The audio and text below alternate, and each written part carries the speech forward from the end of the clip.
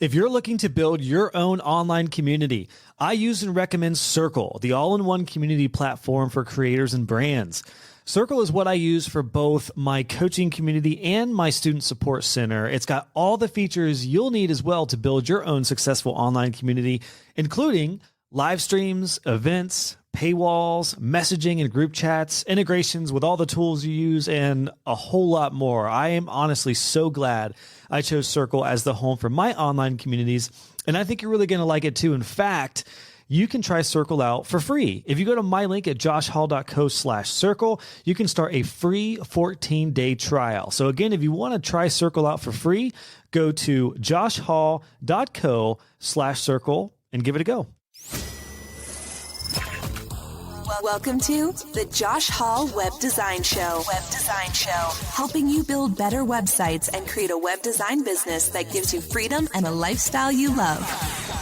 Hello, friends. Welcome into podcast episode 176. In this one, we're going to talk about the difference between being self-employed and being a true business owner. Now, neither is right or wrong, and I actually have experience in both of these roles as a solopreneur, web designer, to eventually scaling and building my business as a business owner. And I will tell you, there are pros and cons to both, especially in the world of web design and online entrepreneurship.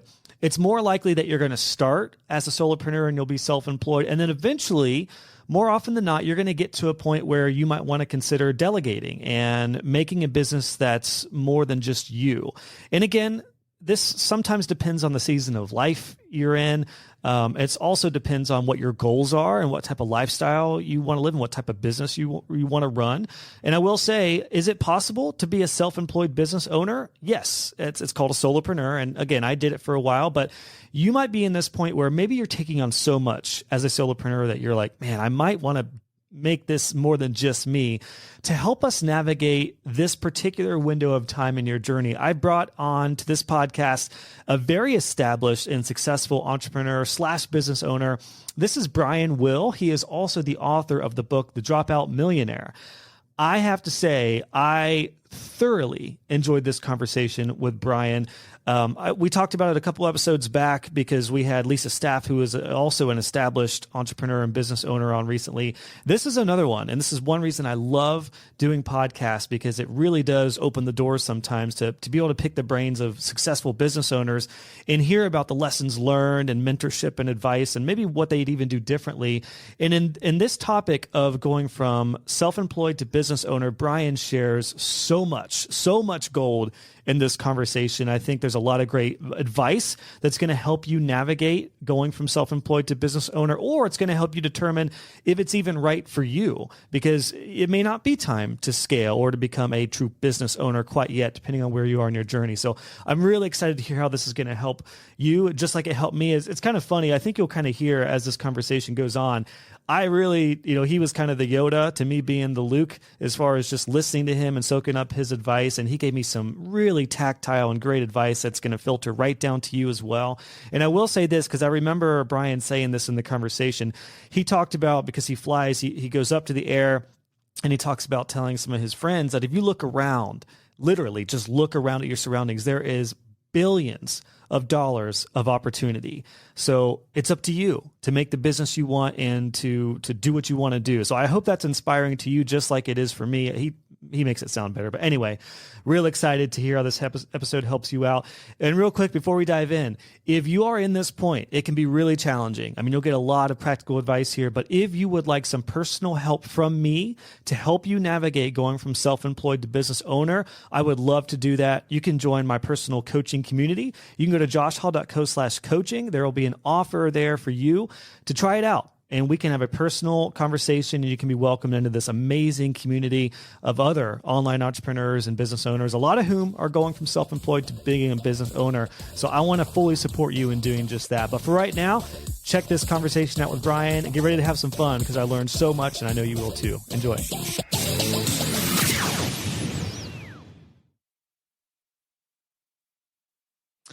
Brian, welcome onto the podcast. What a pleasure to have you on. Thanks, Josh. Appreciate you having me. So I am super excited to chat with you today and get some of your experience about this topic and this idea of self-employed versus business owner. We were just talking before we went live. Pretty much all of my audience is going through this to where we're freelancers, we're self-employed folks. A lot of us had no intention on actually creating a business. We just started designing and building websites. And then before we know it, we've got a business, and now we've got taxes, and we might be hiring out. And now our mind is kind of shifting from freelancer and self-employed as a business owner. So I'm very, very excited to hear from you about, some tips and tricks to help us through this. Before we get started, would you like to let us know, first off, where you're based out of? And then nowadays, when people ask you what you do what do you tell them?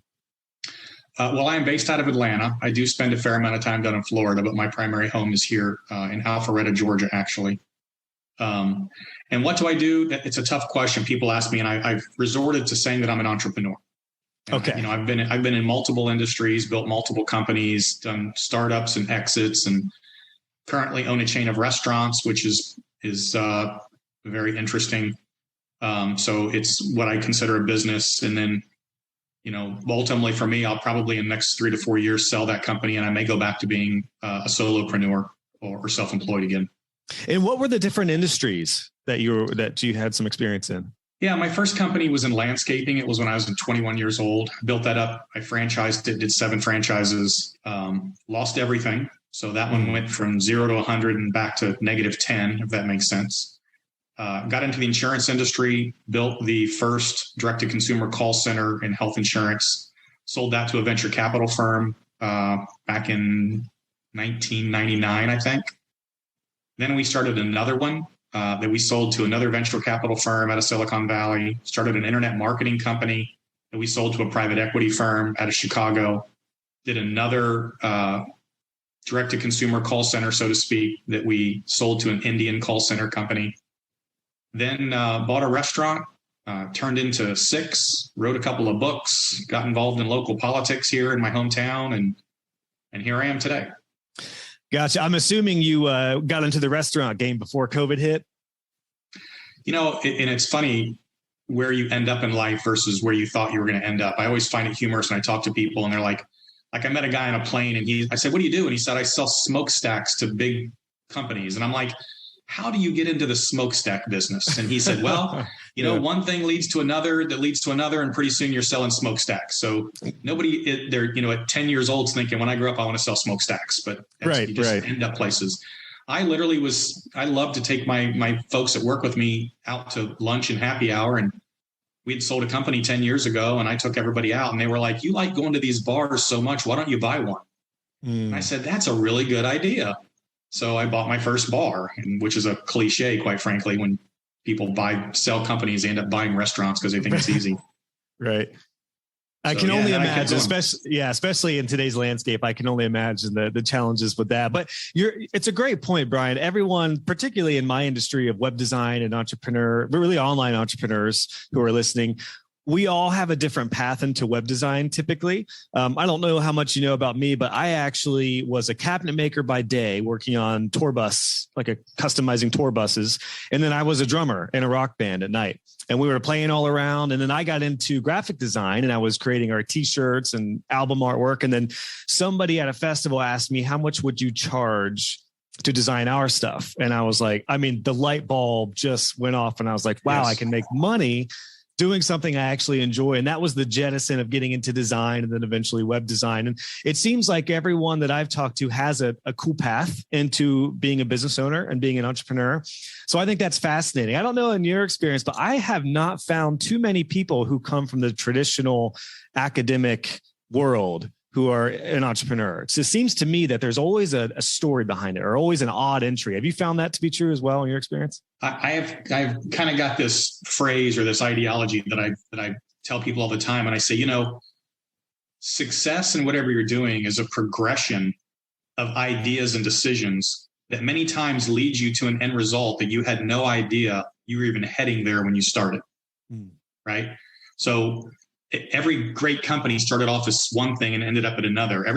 People that are an entrepreneur started doing one thing and ended up doing another. So yeah, I think it's extremely common for people to start one place and go someplace else. You know, I also say where you are today has absolutely no bearing on where you can be 10 years from now. That path in the next 10 years is completely up to you. And too many people hold themselves back. That's a great point. Gosh, I love that, Brian. I've found that to be true in my life for sure. And I think especially with technology now, the options are endless. There are so many options now as an entrepreneur. I love it. And let's just ask this question right out of the gate. How do you feel about the landscape for entrepreneurs and online business owners? I personally cannot be more excited with the options that are available to us now. Listen, the United States, the world is a plethora of opportunity. It's up to you to decide to take advantage of what's out there. And I'll give you kind of a little example of that. So you've flown in an airplane, right? Mm-hmm. Okay. So most people live their lives in what I call 4 square meter box. You know, your life is basically what in the 4 square feet around you, and you're very focused on what you're doing here and there. And sometimes you get this idea that, well, maybe I can't do that, or maybe there's not enough opportunity for me. And I'm a pilot also. And so I do this with my friends. We'll take the plane up to 10,000 feet or 12,000 feet. And I'm like, okay, look around you. Okay. What you can see around you is worth billions and billions of dollars. And yet we are a microspeck on planet Earth. So there's that much opportunity from 10,000 feet looking down. Think of what there is in 100 square miles or in the United States as a whole or the world. There's so much opportunity. There's so much money. There's so many things you can do. Literally, the only thing stopping you from doing it is you. That's awesome. Well said. And this is really important, I think, to lay the groundwork and the foundation for becoming a business owner. And as I just explained to you, my path into entrepreneurship was not, I guess, pretty common in my industry, but again, not academic. I didn't set out to say, I'm going to start my own business. I just kind of fumbled into it. And then people started paying me, and then I started making more. And then I got to the point where I was like, I don't need to find a job. I created a job, but that's exactly what I did. I created a job as a self-employed freelancer. Yes. And I think that's what a lot of my students and a lot of folks listening get into is it's awesome. It's exciting. I think it's a great first step to become a freelancer and to be self-employed. But then you get to this point where you start becoming an entrepreneur, where you realize, okay, now I actually need to stop working in the business and doing everything and doing all the projects and doing the support to actually running the business and focusing on what only I can do. That's kind of the mindset shift that I had. Did you have that right from the get-go? Because I mean, you started your business at 21, right? I mean, were you always entrepreneurial, or what started the entrepreneurial journey for you? And my background I came from a very abusive childhood, a lot of anger issues, chip on my shoulder the size of a small Honda. I was 21, just got married, couldn't hold a job. I was working as a busboy at Applebee's, honestly. I kept getting fired from job after job. And finally I was like, you know what? I just need to do my own thing, because clearly I don't work for other people very well. Now I had no idea what I was doing either. So I jumped in and failed for a lot of years before I started figuring out, the secret to success, so to speak.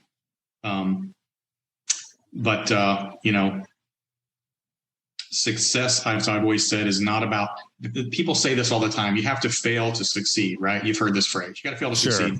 And I always said, that's wrong. You have to fail and learn to succeed. Just failing only teaches you how to fail. Learning from that failure is what teaches you how to succeed.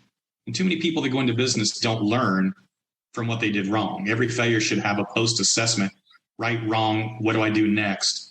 So that you don't make those same mistakes again. I see too many people that don't do that. And I see too many people that start their small business also, and this is to the point you were talking about, you're a solo entrepreneur, you got into business because in your case, for instance, you were good at doing something. Somebody asked you to do design work, right? And I would say a lot of people who are independent, self-employed people are what I call the technician in the business. And if you want to be self-employed, that's awesome. You can make a good living. You can have fun. You can work at your leisure. You can do what you want. And at some point, you need to make a decision on whether you want to stay self-employed or whether you actually want to build a business, because they're two very distinct things. One has no bearing on the other.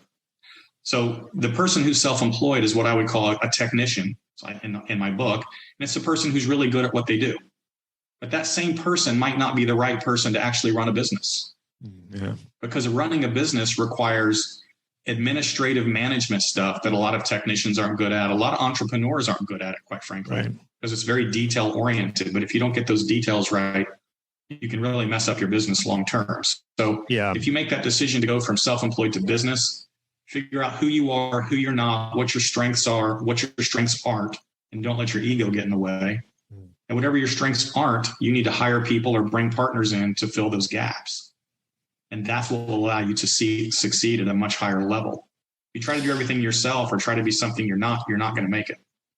That's well said. I found that to be 100% true. And especially, I think for most designers and developers in my industry, we all start out as technicians because we get good at design, we get good at the tech. And it actually is a huge hurdle for a lot of folks becoming the business owner because we're so integrated into the tech. We don't want to pass that off. We feel like, well, I don't need to hire a web designer. I can build my own website. Or we often, this really impacts sales. I've found out in the web design world, because we'll talk to potential clients like they're a developer, like they know what the heck we're talking about, when we need to see them at their level and talk at their level. So I definitely learned all that. And I found out, I think through trial and error and through those failures, what I was good at and what I felt like only I could do in my business. And I think you said something really important there. I do want to circle back around on, and that is the missing step between failure and learning from failure, because I totally agree, Brian. I've seen that 100% to where there is such a narrative where people just say, don't be afraid to fail. And I've said that in some contexts, but there is the learning aspect that so many people don't talk about. And maybe it's just not as sexy sounding or not as nice on a title, but it is 100% true. And what I've seen is a lot of people who, and this is just in my experience, who have come from the corporate world, try to go for it. They fail once and then that's it. They don't learn. They don't even take the time to learn because they just tried it and they failed. And then they go back to working a 9-to-5 or whatever. Right. The people who I feel like have longevity as an entrepreneur do learn from it, whether it's a small failure or a big failure. So I just wanted to bring that up because that's such a really important point, especially when you become a freelancer to becoming a business owner. So I guess another question I have for you in this idea is, a lot of folks listening are in that self-employed bucket. How do we know that becoming a business owner is right for us? Are there some red flags and some signs that we can pull from? Is it just a matter of experience and life, or I don't know, maybe a tough question to answer, but yeah, what are your thoughts? I think it's all about your personal desire. What do you want? Do you want to be the guy, or do you want to actually build a business? Building a business allows you to create intrinsic value in a company that you can exit from in the future at a much higher economic level, right? As a solo entrepreneur, you can't really sell anything. You're going to be a solo entrepreneur as long as you're a solo entrepreneur. The danger in being self-employed, and I talk about Joe the plumber in my book, is if you get hurt, your income stops. Right. If you become incapacitated in any way, your income stops. That's the danger. Being a business owner allows you to create a business that has value and operates without you in it. And that's something that if you get hurt, your income goes on. I don't work in my restaurants. Don't know how to cook. Don't know how to make drinks. Don't even show up. Don't go to most of them ever. And yet I have all this money and income that comes in from them because I've created a business that doesn't require me to be there. So if you're fine being an entrepreneur, then you should do that. And there's some lifestyle to that. But if you personally make a decision that I want to do something big, I want to do something that I can create value and I can sell in the future, then you need to start making that transition. So it's really about what you want. And it's interesting because I've found that sometimes life just changes for people that makes them reconsider that, because a lot of my students are happy being the guy or being the gal. They love being a solo entrepreneur. And I was very content for a long time. I was very content being a solopreneur until I had 23 projects at once on my plate. And I was like, I literally cannot do this. That was the impetus for me starting to scale. And I've never looked back from becoming a business owner from that. A lot of my students face the same thing. They either get so slammed as an entrepreneur, as a solopreneur, they can't do it anymore. Or in some cases, life happens. Like recently, did you guys get hit by any of the tornadoes that came through in December in Georgia? We did not know. So I'm imagining you heard about that, but the Midwest got some terrible tornadoes, which is really odd for December. And I've got some students in Kentucky who were hit really hard. I had one student in particular who was in Arkansas, and his house literally got destroyed. And he told me, because he's in my mentorship club, my coaching club, and he told me this event has caused him to think about becoming a business owner because he had to stop for a little bit. And luckily he told his clients, he handled it in such a tactful way. But he let his clients know, listen, my house was literally destroyed. I'm going to be working sporadically for the next month or so.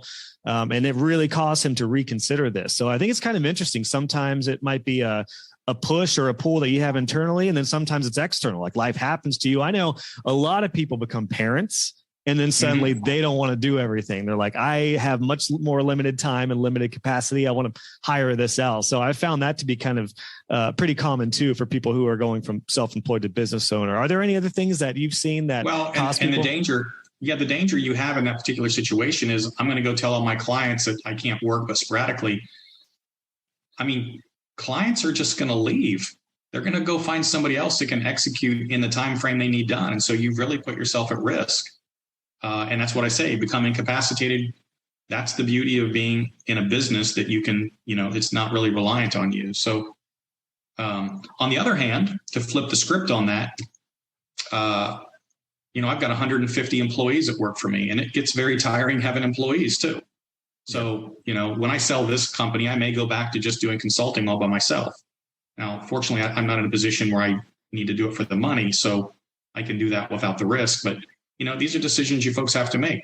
I'll throw in something you made a comment about a few minutes ago is you are a solo entrepreneur.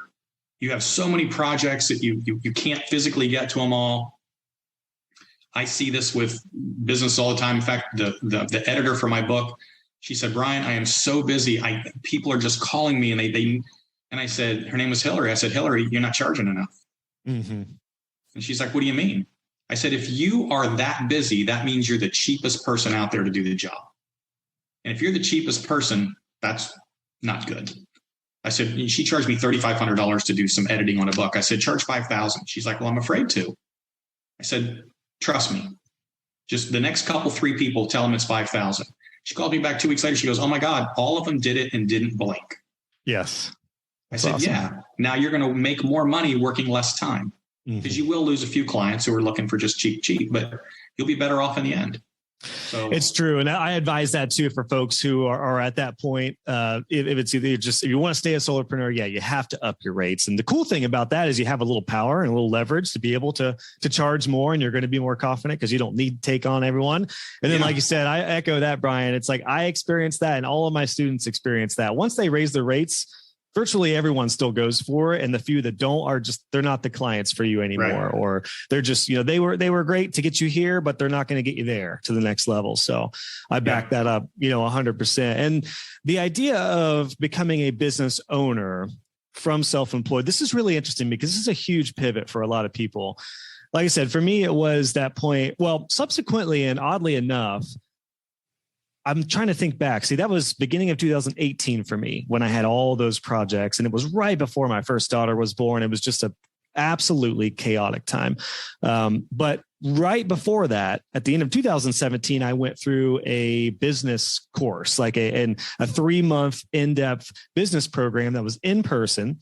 And that really started shifting my mindset to where once I got to that point where I was just utterly swamped, I'd already been raising my rates. I just knew I didn't want to continue on doing everything myself. Right. That was kind of the real impetus for me. What are some other ways that people can, if they're thinking about really moving from self-employed to being a business owner, what are some of those things that can help us in the early days? For me, it was that business that business program that really helped my mindset. What are some other things that could help us, you think, or that you've experienced?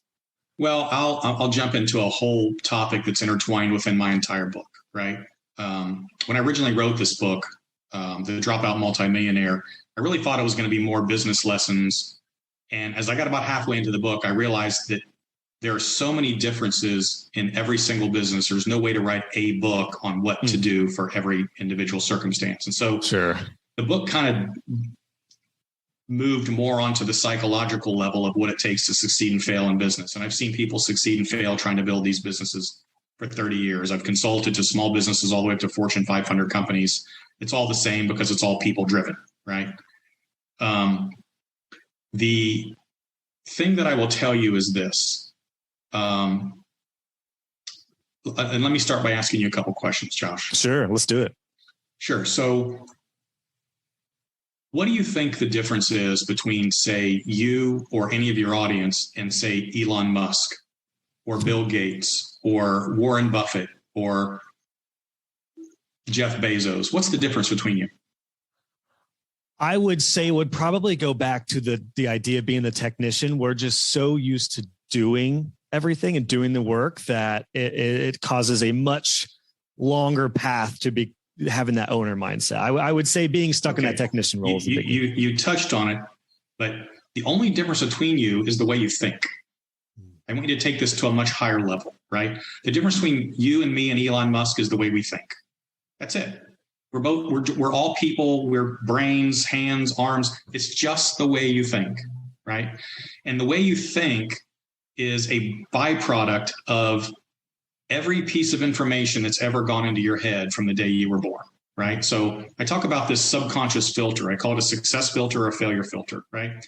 And that filter that sits in your subconscious takes information in real time as it's being presented to you, and it makes a decision on whether it's going to accept that information or reject it. Okay? There are people listening to this podcast who are going to reject what I'm telling you, and there are people that will accept it. Now, that information is filtered through everything your parents taught you, everything you learned in elementary school, everything your friends tried to talk to you about, everything you went to college for, every book you've ever read, every podcast you've ever listened to, every TV show you've ever seen. All that information develops this filter, and this filter sits in your subconscious and says, this is how I believe, this is what I believe, and this is the way I believe. It's what I believe about myself. It's what I believe about my abilities. It's what I believe about what people are going to tell me about the way the world works or business or whatever. So you will build a success or failure filter across every paradigm in your life, whether it's being a parent, whether it's how to drive a car, or whether it's how to run a business or how to deal with your spouse, right? So this filter makes decisions on your behalf in real time all day long. If you're trying to build a business and you've never experienced business success, then your filter has no idea how to make the proper decisions. It just doesn't. If you've never operated a large business, then your filter has no idea how to make the right decision. And many, many times it will make the wrong ones. This gets back a little bit to the learning thing. If you fail and you don't learn, then your filter is going to continue to make you fail. You've got to fail your filter, and that's just the way it's going to work, right? So when we talk about people that want to build businesses and we say, what do you need in order to be successful in your business? Okay. Thinking about your filter and all that kind of stuff I talked about. Let me ask you another question. You're familiar with Apple Computer, right? Staring at a couple right now in front of me. Yep. Okay. So do you know who the CEO of Apple is? Mr. Cook now, right? Yeah. That's exactly right. Right. And Apple just hit $3 trillion. I mean, it's down in the last week, but they're a $3 trillion, biggest company on planet Earth, right? The most successful, biggest company on planet Earth, run by this guy named Tim. So do you know that Apple has a board of directors? Sure. That's like a stupid question. You're like, well, of course they have a board of directors.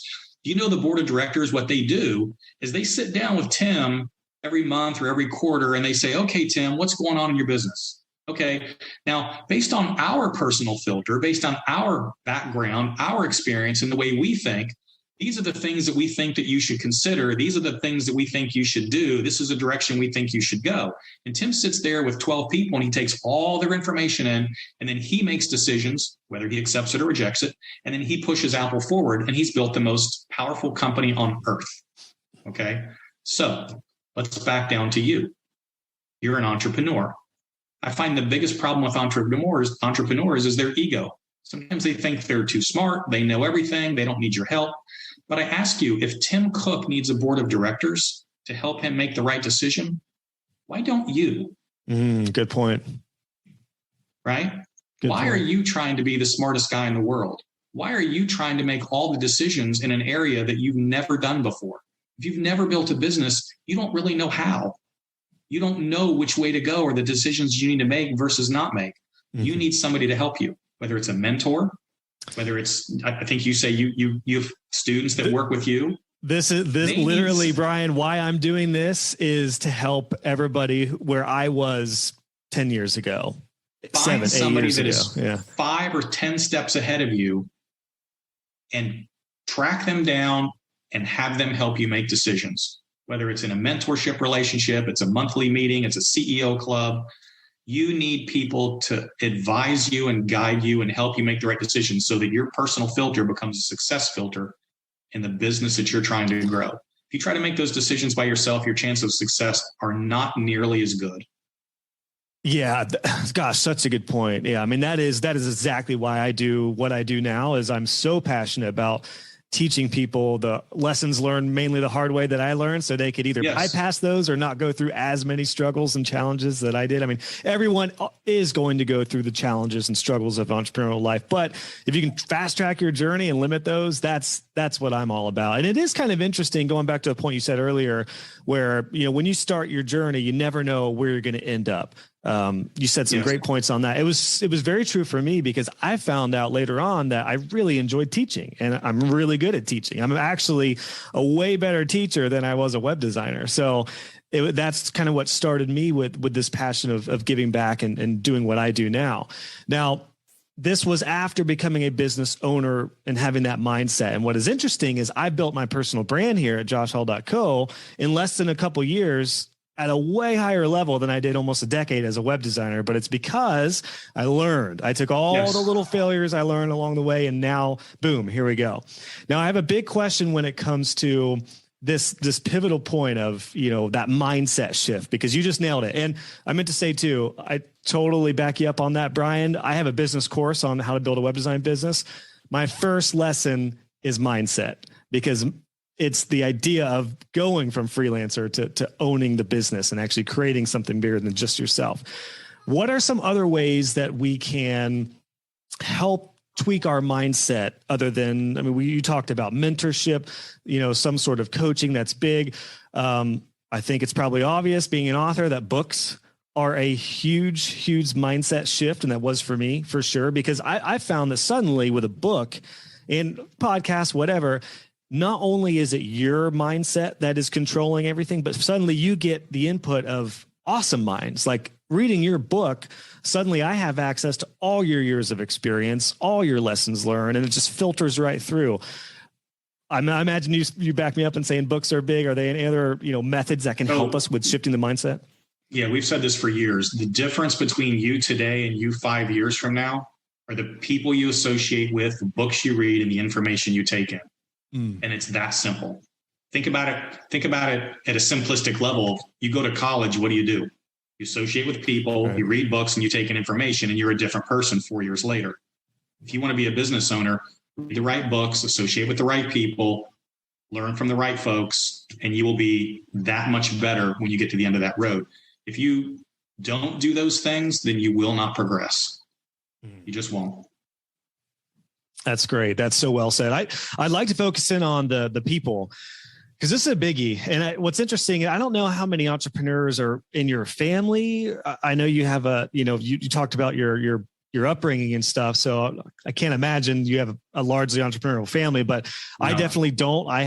All of my family are comfortable with jobs and paychecks and are more conservative, and they're not as risk prone, which is fine. I don't think everyone should be an entrepreneur by any means, but I learned years back that and it wasn't that I ever felt that I was better than my friends or anything, but I did start to just veer away from all the friends that I had through my band years and in high school, because none of them are entrepreneurs. None of them virtually are business owners, aside from a couple.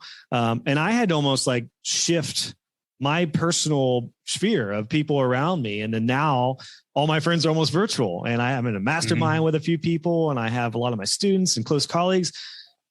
That is a biggie, isn't it? I think this is what a lot of people fear, is that like, am I going to lose all my friends? I mean, again, for me, it was just, I wanted to start associating and talk about business with people who are like-minded. What are your thoughts on that with that, the challenges of, changing who you take input from, who are around you, whether it be family or friends or colleagues? Yeah. And I will tell you, the first thing you brought up, my family, zero entrepreneurs, except the one exception was my grandfather on my mother's side. My grandfather had a third grade education, didn't go to school, was a merchant marine in World War II. Good old boy from Mississippi. I mean, but he was an entrepreneur. I didn't know what that meant when I was growing up, but he had a couple little car lots. He had a bunch of dozers. He cut roads. And I would go visit him in the summers, and we would just jump in the truck in the morning and we'd drive all over the place doing cool stuff. Like, we didn't go to a job. And I used to think as a kid, that is the coolest thing ever. Someday I would like to not really have to go to a job. But I don't remember thinking about that at the time, but it planted that seed. Yeah. But eventually one day I was like, you know what? I want to do what my grandfather did and just do my own thing. I felt that too early on. Yeah. Yeah. But to the end of your point there at the end, unfortunately, if you're going to grow as a human being, you are going to probably drop some friends. That's unfortunate, but it's just the way it is. And it doesn't have to be a negative. It's just that you need to put yourself in a position of hanging out with people who are where you want to be. And they will not relate to the people who are where you used to be. Yeah. That's just, they say it's lonely at the top, and that is a fact. The bigger your company gets, the less people you're going to associate with. Even though I have 150 employees, I don't hang out with them. Right. I have other friends who are, successful business people or corporate guys that are different from the guys I hung out with, back when I was a busboy at Applebee's. Yeah. Yeah. And look, that is a big, that's one reason. The other aspect of what I'm doing with teaching and courses is community, and building online community specifically, because I found that the struggles that I went through is feeling alone as an entrepreneur and a designer. Everyone is facing that, because entrepreneurs are typically very different from our upbringings if it is a more conservative type of upbringing, unless we're fortunate to be in an entrepreneurial type of family and it comes natural. So, I remember starting my business, and so many people around me were so worried, and they were like, how are you making money? What if it stops? Like, there's no security and all this stuff. Although the past couple of years have shown us how valuable becoming an entrepreneur and knowing how to run your own business and pivot and adapt online is how beneficial that is. But that's a great point, Brian. It really is. It's an aspect I don't think too many people talk about when you become a successful business owner. You often do lose friends, and you shift who you hang around, and a lot of that does change. But this is kind of an aside, but I wanted to circle back around to something when you were talking about these big time CEOs and business owners like Jeff Bezos, Elon Musk, etc. Here's one thing that I feel, and I think a lot of students and entrepreneurs feel, and that is, I don't want to be them. Like, I personally do not want to be the next Jeff Bezos. I don't want to be Elon Musk, but I do want to be a business owner. So to kind of circle back around with that, yes, our mindset is shifting. We're thinking bigger. We're thinking like a business owner. The possibilities are endless, like you talked about visually, which was awesome with flying and just literally looking at this incredible land of opportunity all over the world. But what if we want to become a business owner on a lower level? What are your thoughts on that, of being a small team and just being content with, having a small business? What are your thoughts on that? Yeah, I think it boils down to what you want in life, right? So, and I'll give you a couple of contrasts. So I remember when I sold our company in 2008, and, I grew up with nothing, got kicked out of the house at 18, had to fight for everything I wanted. And I was one of those guys that had a dream board, right? I had a thing on the wall with a picture of a Rolex watch and a Mercedes Benz, and these are the things I wanted. This was my goal in life. And when I was at that level, that was all I could think about, is this stuff that I wanted. And I remember when we sold the company, and suddenly we made all this money, and I went out and I bought all those things I wanted, and I had achieved the level of success in life that I thought was the end goal, right? I had a nice car. I had a small airplane. I had a beach house and a lake house, and I was pretty much done. But that's because that was the life that I wanted. And I had no desire to take it above that, right? That's what I wanted to do. I knew what I wanted. I went and achieved it. I look at people, and I use the example all the time. Like, I don't know, what kind of music do you listen to, Josh? I'm into the heavy stuff. As a rock drummer, into the heavy stuff. Yeah. I like country. Like Kenny Chesney to me is like the greatest musician ever, right? Okay. All right. But you look at some of these people that are like in the music business, and like Kenny Chesney's probably worth, I don't know, $300 million. Why does he still go do what he does? It can't be for the money. It's got to be for something else, because he doesn't need money anymore. I had no desire when I hit that level that I thought was really where I wanted to be. I had no desire to ever do it again. I didn't need to grow anymore. I didn't want to be any bigger. I didn't need to make more money. I had what I wanted. And to the point of your question is, I think as a business owner, you need to decide what you want first. Do I want to be just me running my own shop? Do I want to build a business? What's my end goal? I'm huge on goals, by the way, huge, daily, weekly, monthly, yearly, 5 years. Where do I want to be? And then that's the goal I'm going to go after. And it doesn't have to be what you want. It doesn't have to be what anybody else wants. Elon Musk wants to change the world and, put people on Mars. I have no interest in that, but that's what he wants. Good for him. So as a business owner, decide what you want. Where do you want to be? And then start attacking that goal. And when you get there, then you can make a decision on whether you want to go the next step or not. Well, great advice. I'm using that as a snippet for the answer to that question. Because it's so important to start with the simplicity of what you want. Like you just said, yes. I think a lot of people do tend to just think about a number and just think about a figure, particularly with goals. While we're on the idea of goals, that's something I struggled with is, okay, how much do I want to make this year? And then it's like all the other goals just fit around that. Whereas I've kind of learned that might be a part of my annual goal or whatever we want to do this year, but there's also a lot of other factors in this. What is really interesting too about visualizing a lifestyle for yourself as a business owner is I think that will really determine what you're going to let into your schedule and what type of projects you're going to take on and all the things that you're going to do day to day. Because I found a lot of business owners, just in my experience, get so inundated with busy schedules and nonstop calls, and they didn't really visualize their week, what they wanted their average week to look like. And then suddenly their business is just running them all over again. Mm-hmm. The biggest thing that I've personally found is I visualize and set my week. My week is Mondays are soft days. I don't take any calls on Mondays. My only call days are Tuesdays, Wednesdays, and Thursdays, and they're not filled with calls. There's, segments of calls. And then I have my deep work segments in there. And then Fridays, I usually do a half day. So Mondays are open to whatever work I want to do. I have my calls with all, what I want to get done that week. And then I have kind of a lax day on Friday. Sometimes I don't do anything on Friday, depending on what my family is up to. Everything, all the other decisions I make in my business revolve around that. Is that something that's beneficial that you've seen when you think about your life and your goals, particularly when we are self-employed and we have a little bit of leverage? Now, if we want to become a business owner, we can kind of plan out what we want our life to look like. Is that kind of a good encapsulation of what you foresee with goals and stuff? This is your lifestyle goal. This is exactly what I'm talking about. This is what you've decided you want from a lifestyle perspective. I don't want to work on Fridays. I'll work a half day on Mondays and I'm going to focus on Tuesday. Great. That's your lifestyle goal. Got it. Now you should have monetary goals. You should have new business goals. You should have vacation goals. You should have, where are you going to be in 5-year goal? Everything should be set up so that you know what you're trying to achieve based on what it is that you want. We now know that, your lifestyle is I call you on Friday, you're not going to answer. Good. Yeah. I might respond to a quick email for you, Brian, but we're not going to do it. But that's good. That you're living the life you want then. And that's exactly what you're trying to achieve as a business owner. Well, that's kind of interesting too, because when you said you hit your goal, your life vision of the Rolex, the plane, the financial freedom, the beach house, which is a goal of mine for sure. Beach house. I think you guys are in Clearwater for the beach house stuff, right? Yeah. Yeah. So we, I have my wife's aunt lives down there, and gosh, what an area. Anyway, that's a whole nother topic, but that's definitely a beach house is on the, the visual for a goal for me.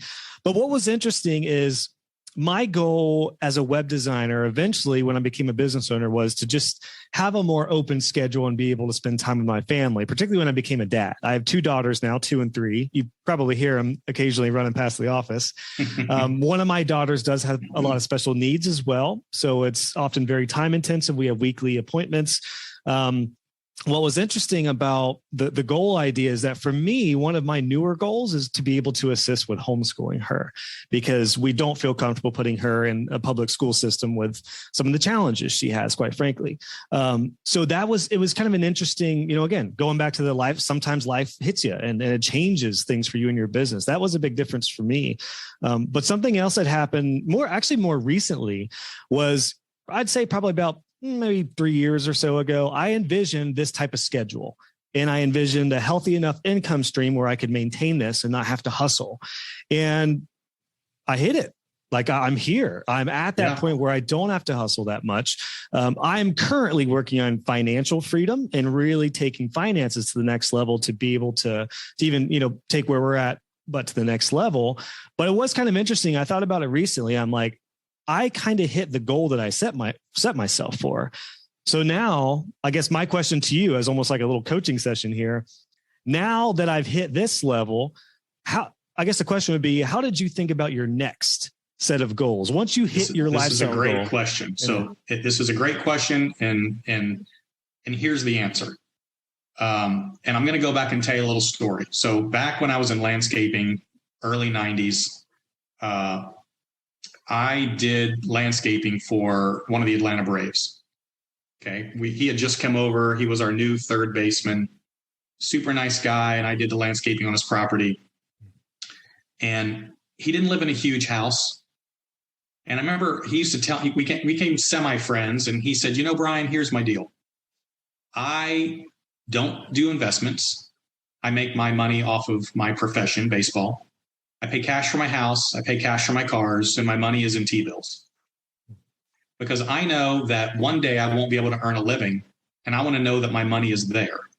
And I want to be able to, as he called it, I want to be able to know that I have my McDonald's safety net. And I said, what is a McDonald's safety net? And he said, easy. I could lose my income today, but because financially I'm set up the way I am, I could work at McDonald's and maintain my lifestyle. McDonald's is a joke, but you could make a very low income and maintain your lifestyle. Right. So the point of your question is, you've hit this lifestyle that you've got today, and it's the lifestyle you want. The next goal should be to secure that lifestyle for the rest of your life. Then you move your lifestyle up.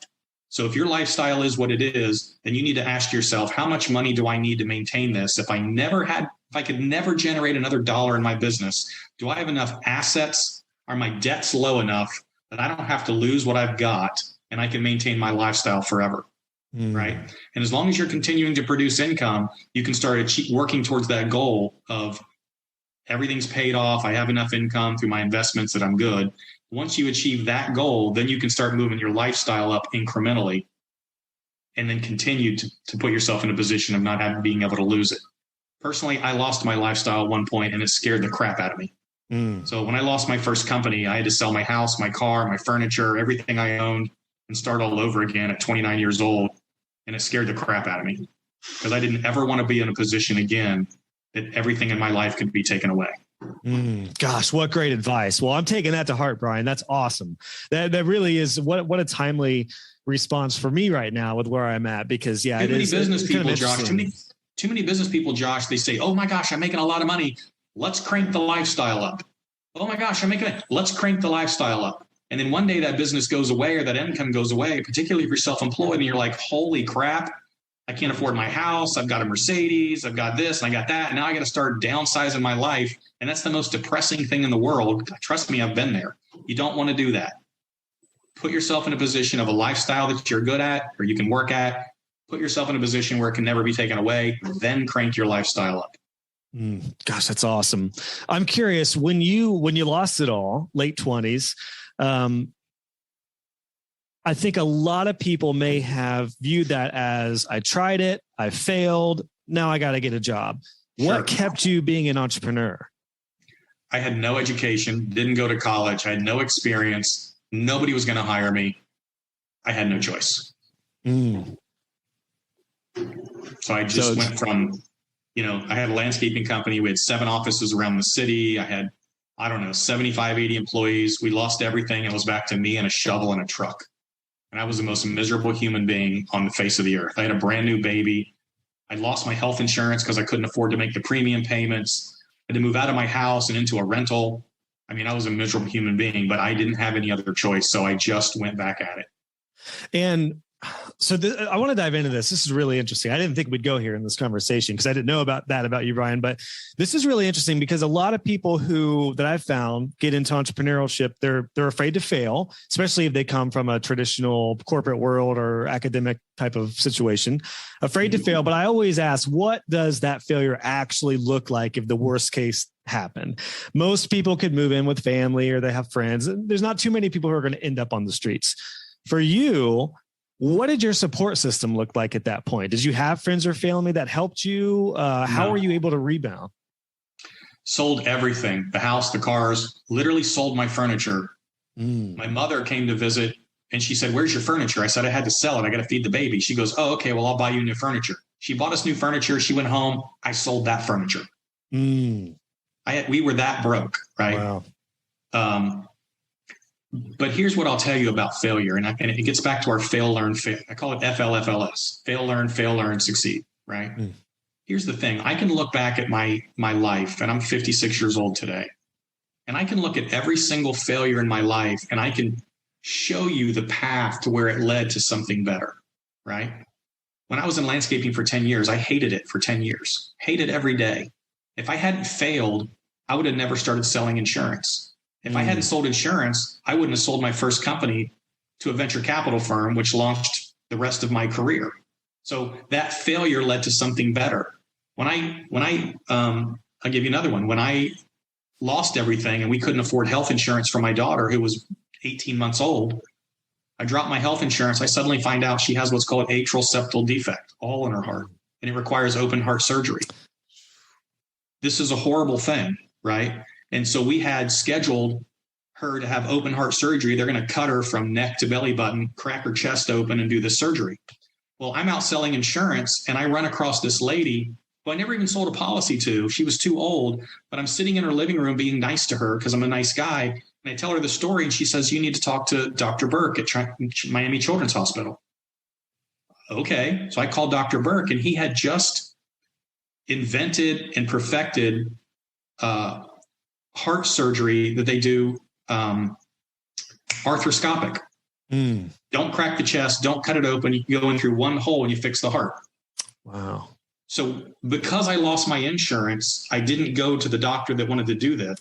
Because I started selling insurance, I met a lady who introduced me to a doctor who fixed my daughter with one little hole as opposed to cutting her all the way open. So that failure led to that success. Getting out of landscaping led me to insurance, which led me to that lady. Getting in insurance led me to selling my company to a private equity or to a venture capital firm, which led me to the next company we sold to private equity, which led me to consulting for Fortune 500 companies, which led me to write a book. I can take every failure and track it forward. And so things go wrong all the time. I don't care how good you think you are, how good your business is. My friend says you're either going into a problem, you're in the middle of a problem, or you're coming out of a problem. You're going to be in one of those. And whenever you think it's perfect, you're about to come into the next problem, right? Yeah. So you need to just understand that's the way business works. And problems don't really excite me anymore. I don't get upset. People that work for me say, "How can you not be upset?" I'm like, you know what? Because every bad thing that happens leads to something better. I promise you, in 5 years, we're going to look back and you're going to go, "Oh, it's like having a lottery ticket in your pocket that you don't know about." Like if you knew you were going to win the lottery in 5 years, would you be worried about money? No. Right. But if you continue to fail, learn, you literally have a lottery ticket in your pocket. It's just a matter of when you're going to find it. Yeah. Gosh, that's awesome, Brian. That really inspirational to say the least, particularly because you are an example of somebody who, I mean, you are at the bottom there. I mean, there aren't many people who I know in my personal sphere of entrepreneurs who have been to that point. It's usually like the worst thing that ever happened to me and my family is we were late on a mortgage payment. That was my worst entrepreneurial low to this point. you went through it though. That was like, I applaud you for being able to stick with it. And I mean, but I guess it sounds like probably in a weird way, I imagine your background and your childhood probably prepared you to just deal with that situation, right? I mean, it sounds like you were used to just facing the shit in every aspect. So there, here we go. Wheels are off the bus. I will tell you this, and I told you this earlier and I'll repeat it. Going through that and losing everything and having that issue with my daughter and not having any money, and that drove that lesson into me so hard not to live above your lifestyle. The reason I lost everything is because I had borrowed money. I had a house payment, 2 car payments, a motorcycle payment. I was in debt up to my ears. And the first glitch that came along in my super successful company shut the whole company down and we were done. So gotcha. You got to focus on putting yourself in that position of not being able to lose things. Because if you do, it sucks. Yeah.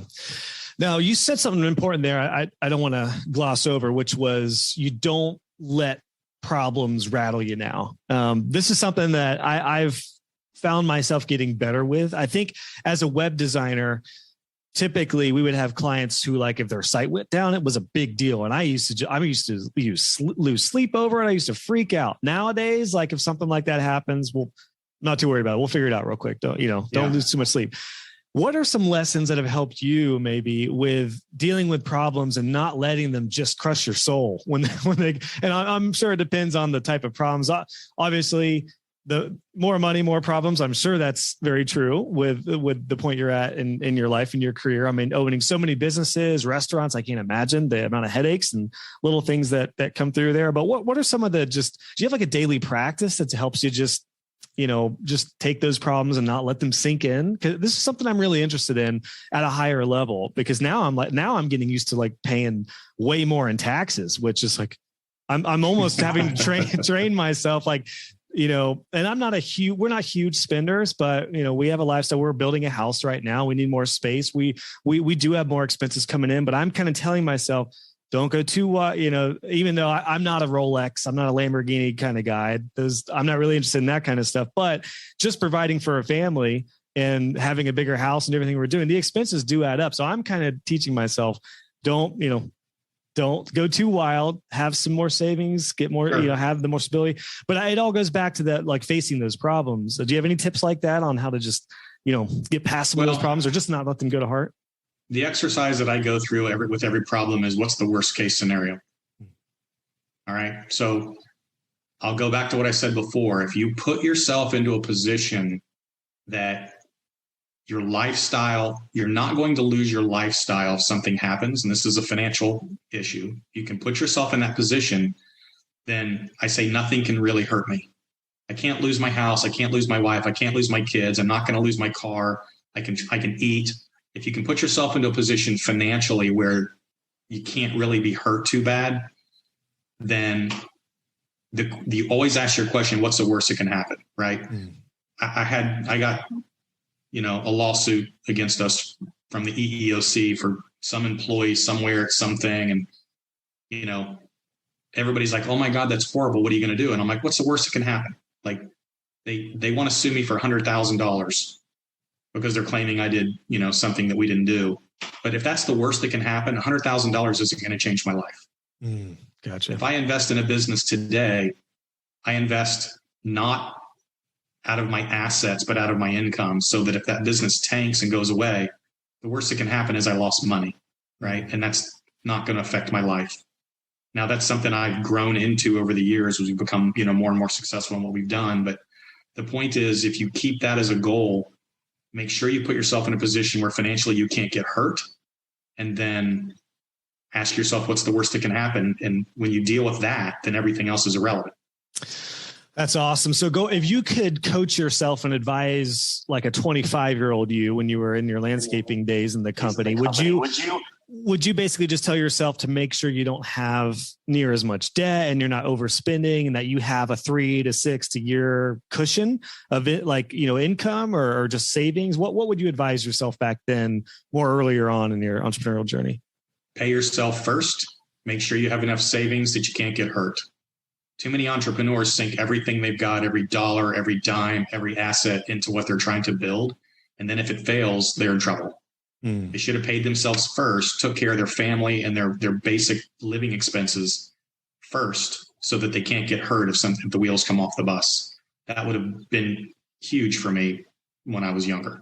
And what did some of those expenses look like for you in that company? Was it gear? Did you go wild with marketing and advertising? Like, because this is something that I think a lot of people have questions about, myself included. It's like I've always paid myself pretty dang well as a solopreneur and even now as a business owner with my stuff. But my question apart from that is, well, what other than taxes and, platforms and subscriptions that we have, what are these other expenses that a lot of people tend to just put out that are wasteful? This is personal. It's buying a house that's too big, getting a car that's too expensive, a car payment that costs too much, or two of them or three of them, spending too much money on vacations and taking out of your savings or your safety net. It's living a lifestyle that's above where you can afford and not be able to put money aside to take care of you if something happens. So when you say pay yourself first, it's take care of the basics and have that security net, that safety net, not necessarily pay yourself first so you can buy that Lamborghini or Correct. Rolex the first month of your business. How much does it cost you to survive? You should have 6 months of that sitting in an account someplace before you go do anything else crazy. That's good. Yeah. Awesome. Well, I have one final question for you here, Brian. This has almost been an hour, man. This has been a really great chat so far, man. I've really enjoyed talking with you and picking some of these lessons out of your experience. Before we get to that final question, where would you like my audience to go to find out more about you? Of course, you're the author of the Dropout Millionaire. Would you like people to pick that up? Where would you like everyone to go after this? Yeah, actually, I have 2 books. The one we talking about here is the Dropout Multimillionaire. It's 37 business lessons on how to succeed with no money, no education, and no clue, because I had no clue when I started. The first book I wrote, interestingly enough, is called I Give the Dumb Kids Hope. And it's because, I had no education. There's a story behind that I'll give you a quick one. My daughter went to a private school and it cost a lot of money. And they used to teach these kids to get good grades, get a good education, get into a good college, get a good job. And they used to study all night long. And I would come out in the kitchen and the living room and she'd be studying at 1 o'clock in the morning. And I'd say, honey, you got to go to bed. She said, no, I got to study. And we'd have this argument here and there. And one night I went out and she's laying on the floor in the kitchen on the hardwood floor. And I said, honey, go to bed. And she goes, you're not supporting my educational goals. And I said, honey, your education isn't that important. And she said, that's not fair, Daddy. And I said, well, then how do you explain me? I got kicked out of high school. I didn't go to college. I had no education. I had no hope. How do you explain me living in our, McMansion with our airplane and beach house and lake house and blah, blah, blah? And she said, well, Daddy, we actually were discussing you in school the other day. And I said, you were? I said, what'd you talk about? And she said, we decided you give the dumb kids hope. And I just thought, well, that's the title of my book, right? And it's the story of coming from nowhere and fighting, for everything you've ever had in life and ending up on the success side of it. And it's the life lessons you learn along the way. So both of those books are on Amazon. We also have Instagram pages and Facebook pages. So the Dropout Multimillionaire and I Give the Dumb Kids Hope. You can find me there. You can contact me there if you want to. Awesome. Yeah, we'll definitely link those up in the show notes. This has been awesome, Brian. My last question is for somebody who's listening to this, they're a self-employed freelancer and they're pumped up. They're like, okay, I am serious about having the lifestyle I want and having more control and being a business owner. What is maybe a challenge that we should be prepared for moving from being self-employed to becoming a business owner? I'm sure there's thousands, but what's like one that you would recommend most people be prepared for as far as what's ahead here? I hate to be negative, but I'm just going to tell you right out of the gate, when you move from self-employed to business owner, the world is not designed for you to succeed. The government's going to be against you. Your employees will be against you. Customers will be against you. You're going to have problems. And you need to be prepared to have those problems when you get started. Because if you think you're going to start a business, it's going to be all, guns and roses. It's not. You're going to have challenges. You're going to have to overcome them. And you need to prepare yourself to do that. Because if you're prepared for the problems to come, then it won't be as bad when they actually get here. And let's end off on a positive note then. Because those are true. It's very true. I think a lot of people think like, oh, you're just a business owner. You're probably making so much money. You get to, work. And I get to work when and where I want. it doesn't mean there's not a lot of other challenges and struggles that pop up. And I'm fortunate to be in a business, and I have a business model that is not client to client or customer to, like I don't have service type products anymore. They're online courses and coaching and consulting, but those problems do arise. And then when you bring in a team and like we already talked about, you're paying more taxes, all those do come. So I think it's really important. But what about the upside? Yeah, let's just end off on a positive note. What would you encourage somebody with to be maybe the most excited about with being a business owner? Easy. What do you want in life? Where do you want to be in 5 years? Tell me what that is. And then let's back ourselves into that all the way to today. You can have anything you want, but tell me what it is, define it, and then let's back into it. Too many people think, oh, I wanted to go to California. Okay, great. How are you going to get there? Well, I was just going to drive. Well, no. How are you going to get there? Tell me the route, the map, where you're going to stay, where you're going to eat. Tell me how you're going to get to that 5-year goal. What is it you want?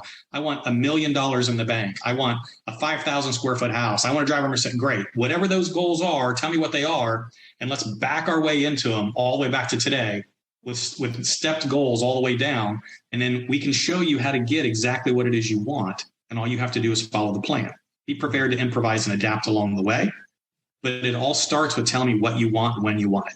If you can define that, then you can get it. Awesome. That's a great way to end this conversation, Brian. That's perfect, man. Very well said. Gosh, what a blast. Definitely we'll have your books linked into the show notes, The Dropout Multimillionaire. And was it I Give Dumb Kids Hope? Is that? I Give the Dumb Kids Hope. Yeah. Okay. I might need to pick that one up for myself. So yeah, this is awesome, man, dude. Thank you so much for your time, Brian. This was awesome. Really, really loved hearing your lessons learned and experience. And thank you for being so transparent about your life and what you've gone through. And I think this is gonna be a big help to a lot of people, man. Josh, I appreciate it. Thank you very much for having me. Hey guys and gals, just wanted to pop in with a couple things before you head out. If you enjoyed this episode, please consider leaving a review on iTunes or wherever you listen to this podcast. I would love to hear your feedback, and it will also help other web designers find the show. Be sure to check out the show notes for this episode. Just go to joshhall.co, click on podcasts, and search this episode number, and you'll find all the links, descriptions, and resources we talked about. And if you haven't already, make sure you subscribe, and you'll be notified when the next episode is live. Thanks again for tuning in, and I'll catch you guys on the next episode.